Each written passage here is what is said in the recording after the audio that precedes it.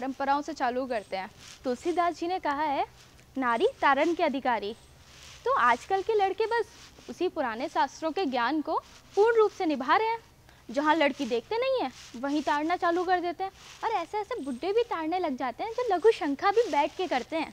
और लोगों की मानसिकता इतनी छोटी है, हमें बिकनी में दिखा के सीमेंट भेज देते हैं। और लड़कों का हैशटैग होता है कि लड़कियां खराब हैं। लड़कों की एक विशेष प्रॉब्लम है, उनका मानना है कि वो सिर्फ 10 मिनट में तैयार हो जाते हैं, पर हम लड़कियां उसमें 3 घंटे लगाती हैं।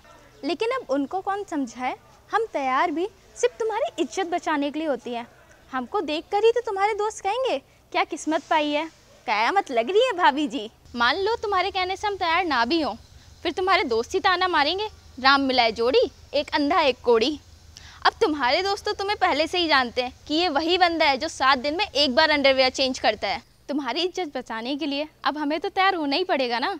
और वैसे भी ये बड़े बड़े जो शब्द हैं ना, स्वाभिमान, इज्जत, लज्जा, शर्म, हया, इन सब का सारा ठेका तो हम लड़कियों ने उठा रखा है ना। तो फिल्मों को ही ले लो, पुरानी फिल्मों में कोई भी लड़की हीरो की बहन का रोल नहीं करना चाहती थी। 15 मिनट का रोल होता था और 10 मिनट में उसकी इज्जत लूट ली जाती थी। अब जो मैं कहने जा रही हूँ उससे तुम्हारे स्वाभिमान पर चोट लग सकती है, पर लड़कों को डरने की ज़रूरत नहीं है, क्योंकि जो तुम्हारे पास है ही नहीं उससे चोट क्या लगेगी। तो तुम्हारे पास क्या है, तुम्हारे पास है मर्दानगी।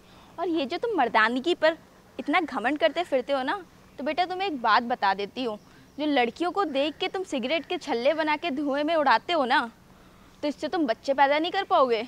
और यही बात ना काउंट्री करके दारू पीने पर भी लागू होती है। और ये भगवान ने जो तुम्हें मर्दानगी दी है ना, उसे तुम जिम में जाके संभालते हो, यहाँ तक तो ठीक है बेटा। पर ये जो डब्बे पे डब्बे खा के तुम अपने चेस्ट को ब्रेस्ट बना लेते हो ना, इसका सबसे बड़ा नुकसान बताऊँ कहाँ पे है? शादी के बाद में जब तुम्हारे घर एक छोटा सा बच्चा आता है ना, वो बेचारा समझ ही नहीं पाता है कि मेरी मम्मी कौन सी है और मेरे पापा कौन से हैं। तो जितने भी जोक्स बनते हैं ना, वो या तो हम लड़कियों को बनते हैं या पत्नियों पे बनते हैं। और सबसे बड़ा इल्ज़ाम तो हम पर ये है कि हम फिजूल खर्च करते हैं। अब बेटा तुम 4 दोस्तों के साथ बैठ के 2000 रुपये की बियर पी जाते हो, और 1000 रुपये का तंदूरी चिकन खा जाते हो, और 200 रुपये की तुम सिगरेट पी जाते हो।